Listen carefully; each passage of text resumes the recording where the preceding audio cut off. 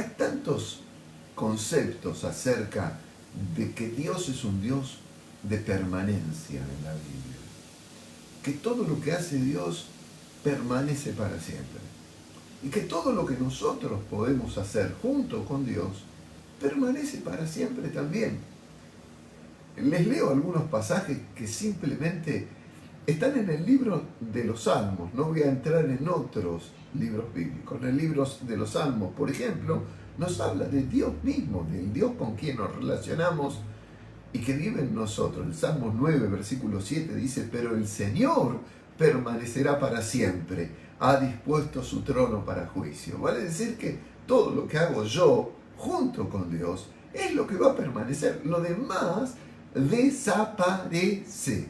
A veces cuando voy por un camino, por ejemplo, viajando a la costa, me suele suceder que paso por un lugar donde hay un campo donde hay como un castillo que ahora lo utilizan como lugar turístico. Un castillo inmenso. Y yo digo, ¿qué habrá pensado? Siempre pienso esto. ¿Cuáles habrán sido los sueños de la gente que construyó esto? Un castillo en medio del campo. ¿Qué habrá pensado de su vida? Que permanecería como el castillo siempre. ¿Dónde estarán las personas que construyeron esos? Y me suele pasar cuando voy en camino a algún lado y veo esas construcciones que están derruidas, pero que han sido muy importantes en su tiempo. Y la gente que las construyó pasó por ahí. ¿Cuáles habrán sido sus sueños? Siempre me pregunto. Sueños que no pudieron disfrutar permanentemente. Por eso la palabra de Dios nos invita a pensar que nuestra vida en relación con Dios, cuando nosotros operamos nuestra vida junto con Él, eso deja un rastro permanente. El Salmo 119, versículo 89 dice: para siempre, oh Señor, permanece tu palabra en los cielos. Cuando actuamos conforme a la palabra de Dios, eso nos da permanencia en nuestra vida. Porque nosotros entramos en este camino de eternidad, pero después dejamos un rastro. Y la palabra de Dios, lo que hemos obedecido, lo que hemos vivido, lo que hemos disfrutado de la palabra de Dios, lo que hemos hecho conforme a la palabra de Dios, eso permanece, eso es eterno. Dios es un Dios de permanencia, Dios es un Dios de eternidad. El Salmo 111, versículo 3 dice: gloria y hermosura es su obra, y su justicia permanece para siempre. La vida justa es la vida que yo llevo de acuerdo a lo que Dios me pide. Eso es justicia en la Biblia. Y eso permanece para siempre. Queda. Dios se encarga de que su palabra, su justicia, quede, permanezca. El Salmo 119, versículo 9 dice: el temor del Señor es limpio, permanece para siempre. Los juicios del Señor son verdad, son todos justos. No hay que entender los juicios de Dios. ¿Por qué siempre estamos preguntando por qué? Nos basta simplemente con creer que Él es justo y que todo lo que Él determina y todo lo que Él pide es recto y es algo permanente. Solo nos hace falta tener la disposición de refugiarnos en esa obra de Dios que permanece para siempre, en el respeto a que lo que Dios nos pide es lo mejor para nuestras vidas. No hay nada mejor que lo que Dios te pide. Escoge lo que Dios te pide, lo que Dios te dice. No hay nada que pueda ser superior a eso. Porque lo que Dios dice permanece para siempre. Dice también el Salmo 111, versículo 10, el principio de la sabiduría es el temor del Señor. Buen entendimiento tienen todos los que ponen esto por obra. Su loor permanece para siempre. Y acá podríamos decir, loor, ustedes saben qué es honor, es honra, es dignidad. Y acá uno podría decir, bueno, nos está hablando del loor de Dios, de la dignidad, de la honra, del honor de Dios. No, el salmista acá nos está hablando que cuando actuamos con sabiduría en la vida, en el temor del Señor, en el respeto de lo que Dios nos pide, porque sabemos que su misericordia y su amor y su gracia para con nosotros es eterna, eso nos da un buen entendimiento de vida. Y cuando nosotros lo llevamos por obra, somos honrados. ¡Aleluya! Eres honrado, eres honrada. Eres puesto en un lugar de dignidad. Recibes loor, recibes alabanza por llevar adelante lo que Dios te pide. ¡Qué maravilloso Dios que nos invita y nos comparte de esa gloria suya!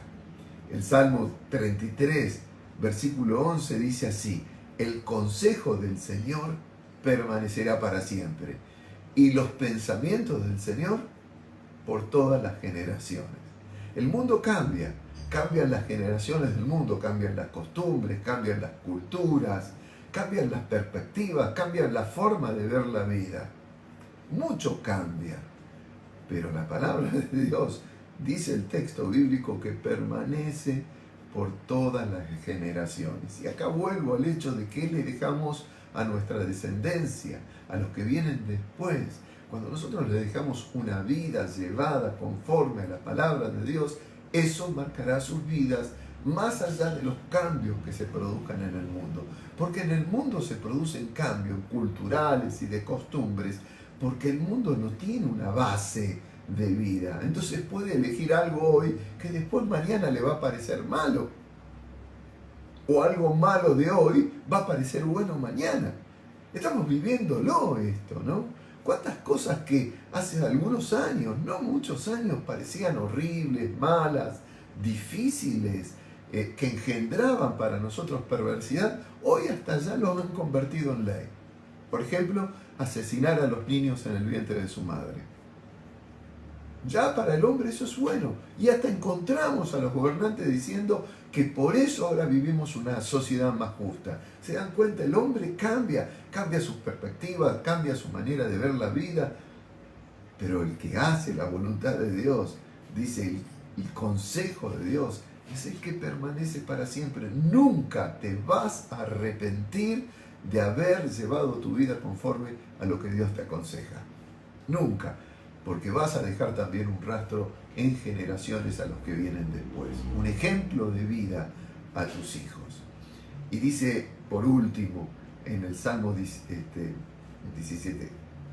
la bendición de nuestras vidas la heredan nuestros hijos. Ellos son benditos en nosotros. Así que la clave de este texto que hemos leído es qué escogemos hacer con nuestra vida. Porque Él conoce nuestra condición, se acuerda de que somos polvo. A veces nosotros no. El hombre como la hierba son sus días, florece como la flor del campo, que pasó el viento por ella y pereció, y su lugar no la conocerá más. Mas la misericordia del Señor es desde la eternidad y hasta la eternidad sobre los que le temen, y su justicia sobre los hijos de los hijos, sobre los que guardan su pacto y los que se acuerdan, los que tienen presente de sus mandamientos para ponerlos por obra. Tener presente la palabra de Dios permanentemente. ¿En qué estás invirtiendo tu vida? Esa sería una pregunta para hacerte, no para que me la respondas en mí. ¿En quién? ¿En qué? ¿Cómo estás invirtiendo tu vida? Porque el tiempo es corto. La eternidad la estás viviendo ya. Lo que queda es lo que de Dios hiciste en esta vida. El gran filósofo antiguo Séneca decía, la vida no es corta. Lo que sucede es que no sabemos aprovecharla. Interesante esta idea. Interesante a dos puntas. Porque para algunos aprovechar la vida es quemarla. Pero para otros, conforme a lo que la palabra de Dios nos dice, aprovechar la vida es desarrollarla, hacerla crecer, hacerla útil, darle significado, darle sentido. El que quema la vida, yo nunca lo voy a ver feliz. al final de sus vidas. Pero el que utiliza su vida, el que la aprovecha para llevarla conforme a la palabra de Dios para su gloria, el que se une a Dios y a lo que Dios está haciendo en su vida, en el mundo, esa vida va a ser, cuando se tenga que despedir de este lapsus de existencia, una vida en felicidad, en gozo, en satisfacción. ¿En qué estamos invirtiendo nuestra vida? Hay un refrán que usa el mundo que dice: la vida es corta y hay que vivirla. La vida no es corta. Es corta el lapsus de nuestra vida aquí. Pero aquel que ha entrado en la eternidad sabe que no se trata de quemarla a la vida, sino se trata de disfrutarla dándole significado y sentido en todo lo que el Señor nos pide, llevando una vida agradable delante de sus ojos, siendo útiles a los demás, progresando en el testimonio de nuestra vida para que otros conozcan de esta misericordia eterna de Dios que les es ofrecida, siendo parte de una congregación que se mueve en el mundo con un significado, con un sentido, siendo útiles a los propósitos del reino. Así que les dejo este salmo que para mí es precioso. Seguiremos meditando un poquitito más en este llamado del Salmo 103 de bendecir al Señor. Y termina el Salmo diciendo: el Señor estableció en los cielos su trono, su reino domina sobre todo. Bendecid al Señor, vosotros sus ángeles. Es un llamado creacional a lo visible y a lo invisible, a alabar a Dios. Poderosos en fortaleza, que ejecutáis su palabra, obedeciendo a la voz de su precepto. Bendecid al Señor, vosotros todos sus ejércitos, ministros suyos, que hacéis su voluntad. Bendecid al Señor, vosotras, todas sus obras, en todos los lugares de su señorío. Bendice, alma mía, al Señor. Si se dan cuenta, el llamado permanente de la alabanza, de la bendición a Dios, está atado a la obediencia, a llevar adelante el propósito de Dios, a vivir su palabra, a encontrar satisfacción y sentido en lo que Dios nos pide.